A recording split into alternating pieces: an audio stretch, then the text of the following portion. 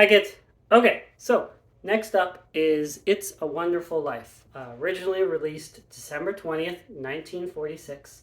You'll see things that'll say, fun fact that It's a Wonderful Life was based on a greeting card.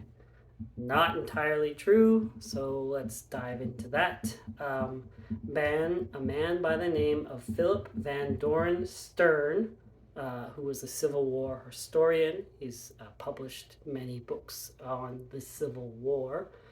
He came up for the idea in a dream. It was a Christmas Carol type idea of an angel showing a man what the world would be like if he was never born. So he writes a short story. He calls it The Greatest Gift. Tries to find a publisher interested. Nobody wants to publish it. So he decides to give it out to 200 of his friends and family. He's got 200 friends and family. He's a popular guy. For Christmas. And eventually, Lands in Hands, it gets published in some magazines. It gets published in Good Housekeeping as The Man Who Was Never Born. And then it comes to the attention of David Hampstead at RKO. So RKO buys the rights for $10,000 to adapt it. And they get Cary Grant interested. And so they try to produce it for Cary Grant to star in. Different writers go through different drafts of it. There's one draft that Dalton Trumbo worked on that later gets reused for another film that will be in this series. Ultimately, scheduling conflicts with Cary Grant and everything, RKO sells the rights to Frank Capra for $10,000. So the same amount that they paid for it, they sell it to Frank. Frank had just come back from the war and started his own film production company called Liberty Films. He started that with Samuel Baskin, who was the head of production at a number of film studios. So the two of them start Liberty Films. Samuel Baskin also was away from Hollywood during the war, just like Capra. Prior to the war, Capra started his own film company. I think it was Capra Productions, and he made Meet John Doe, a film we talked about earlier. So starts Liberty Productions. They get William Wyler and George Stevens, who were also away from Hollywood during the war. So the four of them partner up. Liberty Films. First film is going to be It's a Wonderful Life, which comes titled. And they hire Francis Goodrich and Albert Hackett. Those are the couple that wrote The Thin Man. It all fits together. So he hires them to write the screenplay. But meanwhile, he takes his own crack at writing a screenplay while they're writing their version. He gets writer Joe Swirling involved to help him out.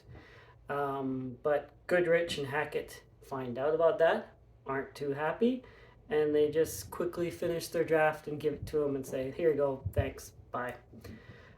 So when it comes time for the Academy Awards, there's some discussion about who should get credit for the screenplay.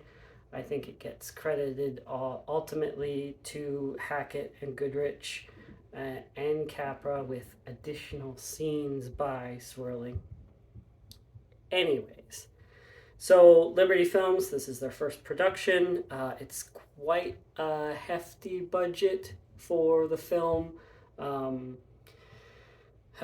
Capra insists on planting trees and stuff on the set to make it feel lived in. He's also have to have two different versions of the set for the town for the alternate reality.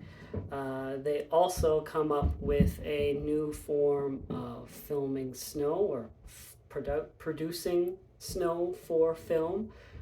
Prior to that, the most common used version was just painted cornflakes, but that was too loud to film scenes where there was dialogue. So you'd have to ADR, post production, put the dialogue in.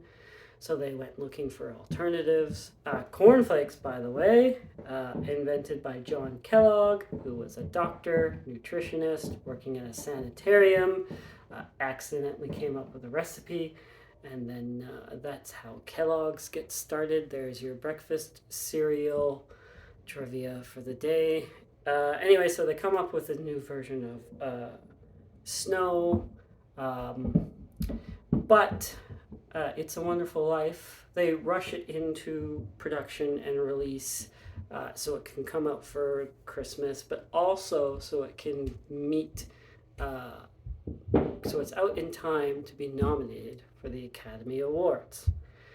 Unfortunately, a film called The Best Years of Our Lives also comes out at this time, is the highest grossing film of the year, is nominated and wins all the Academy Awards.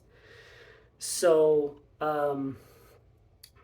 Liberty Films is dissolved.